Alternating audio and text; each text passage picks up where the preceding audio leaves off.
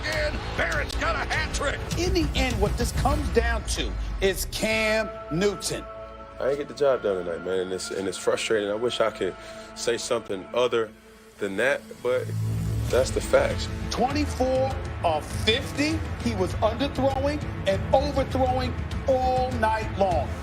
No matter what physical condition I'm in, I have to be better.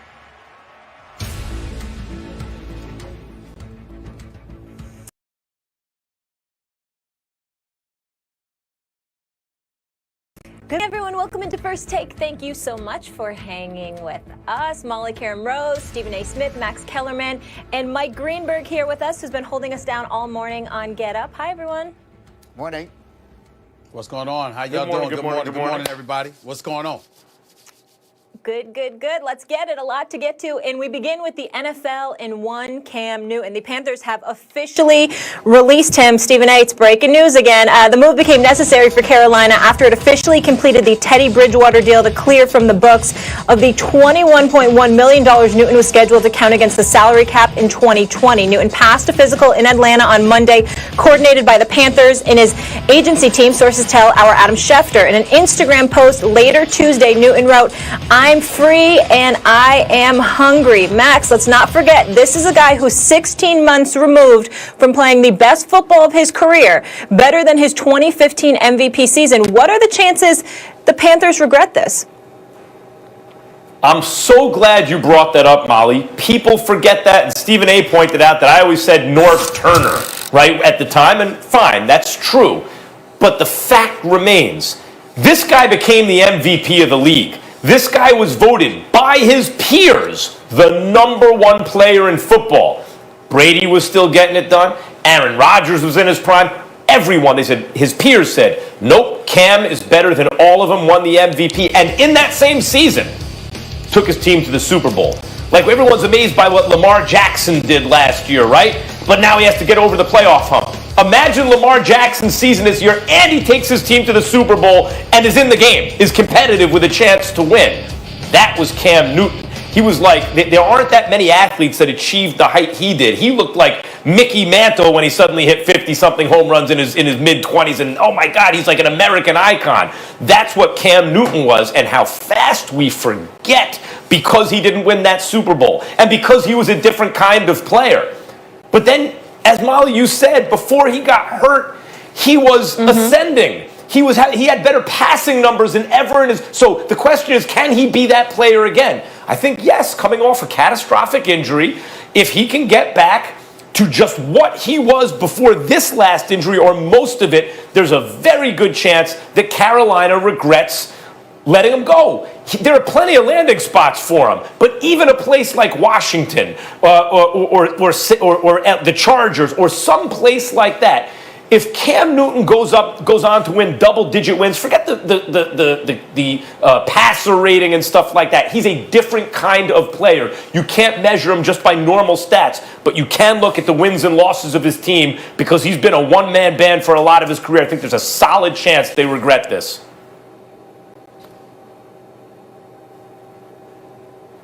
Stephen A.?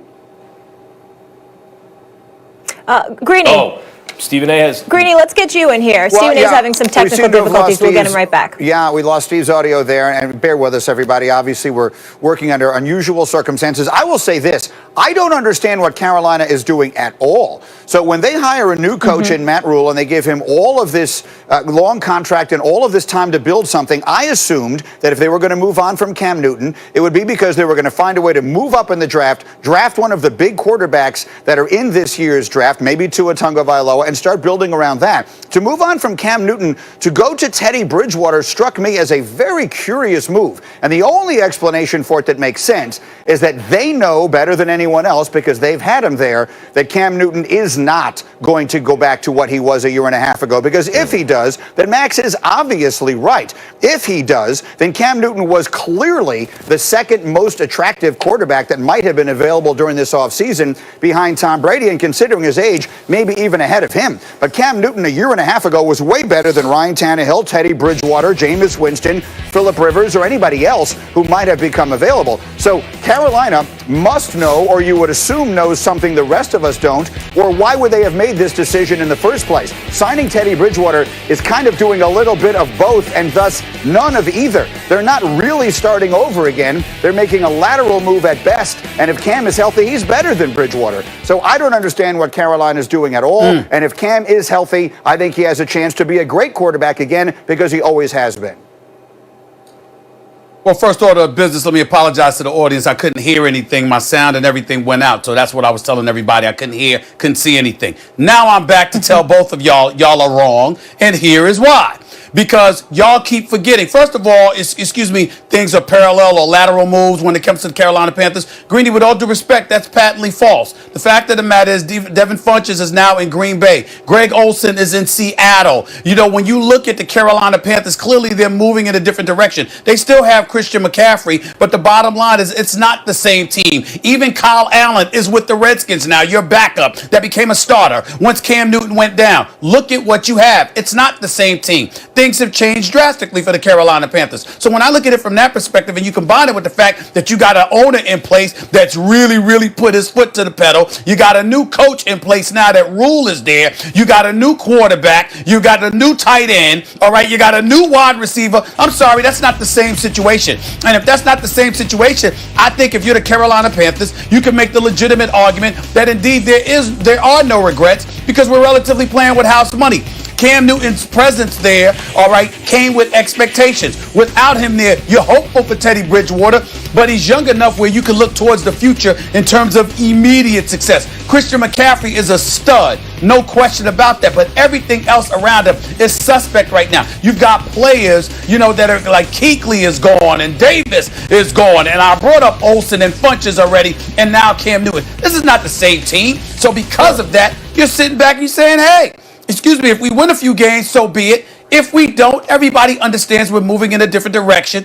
The level of expectations isn't draped on our shoulders. And as a result, we can afford to go out there, modify things to some degree because it's going to be a bit different. This is not the same team from the owner to the coach on down.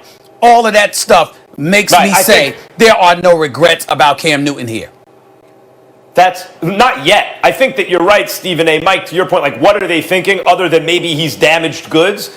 I think when Tepper bought the team, he thought we keep getting to a certain place, we're good, but I want to try to be great. My hat's off to him. So he tore the whole thing down, got rid of a good coach, kind of remade the whole thing, and Bridgewater is a really good stopgap kind of quarterback. You can put him at the helm, he'll steady the ship, the culture will be good from the top down, from the quarterback position down, and either he'll get it done, or more likely, if he's not quite, get you over the hump Super Bowl quarterback, you'll have the right kind of thing in place that when you find that guy, you can slide him in. So the question with Cam in terms of their regret is, can he perform again at an exceptionally high level? I think he can, because right before this injury, as a slightly modified version of him, he wasn't, as physical as he was when he won the MVP. He was a better passer than he'd ever been. So even if he can split the difference between his MVP season's physicality and the passing under Norv Turner, that's a hell of a quarterback. And I think if the Panthers and Tepper see, boy, Cam Newton's making a deep playoff run as the best player on the team, I think they'll have regrets. Can I say one other thing? And that is that if there was ever a team that was set up to be tanking for Trevor, it would seem to be the Carolina Panthers. They are suddenly in the best division in the National Football League, where all the quarterbacks are old. Matt Ryan is the youngest quarterback that they will have to face this year in the division. You have Brady and Breeze, who will be a combined 84 years old when the season begins. The direction they could go is to trade away Christian McCaffrey and try and get all that you could in exchange for him, because having him is like putting fancy rims on a car with no engine. And the problem is they bring in Teddy Bridgewater, who's just good Bill enough. O'Brien trading him. Just good, exactly. But listen, Steve, Teddy Bridgewater makes them just good enough to not get the number one pick. You know what I mean? Like, you could have completely thrown it down to the studs.